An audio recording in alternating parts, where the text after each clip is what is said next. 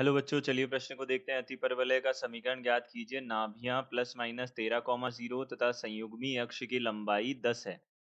तो देखिए यहाँ से हमको क्या बोला है, अतिपरवलय का समीकरण हमको ज्ञात करना है जिसकी नाभियां ये है और संयुग्मी अक्ष की लंबाई जो है वह हमको 10 दी हुई है। तो मुख्य अवधारणा क्या होगी, सबसे पहले यह देख लेते हैं। तो कोई भी हमारे पास में अतिपरवलय का समीकरण है, यदि x की घात 2 बटा a की घात 2 माइनस y की घात 2 बटा b की घात 2 बराबर 1 है। तो इसके लिए जो हमारे पास में नाभियां होती है वह क्या होती है, देखिए नाभियां यह होती है ए ई, यह होती है हमारे पास में प्लस माइनस ए ई कॉमा 0 होती है। और जो संयुग्मी अक्ष जो है, संयुग्मी अक्ष की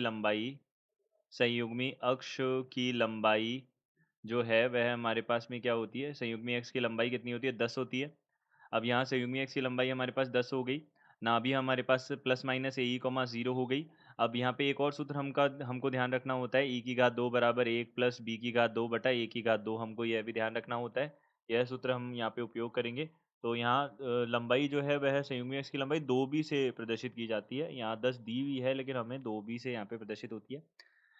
तो यहाँ से हमने क्या किया, देखिए यह हमारे पास में यहाँ मुख्य अवधारणा होगी। सबसे पहले हमने यहाँ देखा नाभियां जो हैं, प्रश्न में दिए अनुसार जो नाभियां हैं वह कितनी है, प्लस माइनस 13,0 है। यानी कि हम बोल सकते हैं यहाँ से ए ई का मान जो है वह कितना हो जाएगा, 13 हो जाएगा। इसी प्रकार से जो 2b है, संयुग्मी अक्ष की लंबाई जो है वह 10 है। तो यहाँ से b का मान कितना हो जाएगा, 5 हो जाएगा। अब देखिए यहाँ से हम क्या बोल सकते हैं, देखिए हमारे पास सूत्र क्या होता है, e की घात 2 बराबर 1 प्लस बी की घात 2 बटा ए की घात 2 होता है। इसको हम इस प्रकार से भी लिख सकते हैं, a की घात 2 e की घात 2 बराबर 1 प्लस यहाँ से कितना होता है, माफ़ कीजिए, a की घात 2 प्लस b की घात 2 बोल सकते हैं। तो यहाँ से देखिए ए ई जो है हमारे पास 13 है, तो 13 की घात 2 कितना हो जाएगा, 169 हो जाएगा। और प्लस ए हमको नहीं पता, ए की घात 2 प्लस बी की घात 2 कितना हो जाएगा, यहाँ पे 25 हो जाएगा। तो यहाँ से ए की घात 2 जो है हमारे पास कितना बनेगा, 25 माइनस 169 माइनस 25 144 हो जाएगा। तो यहाँ से ए का मान कितना आ जाएगा, 12 आ जाएगा। ए हमको धनात्मक लेना होता है, ऋणात्मक नहीं लेना होता। ए का मान कितना आ गया, 12 आ गया।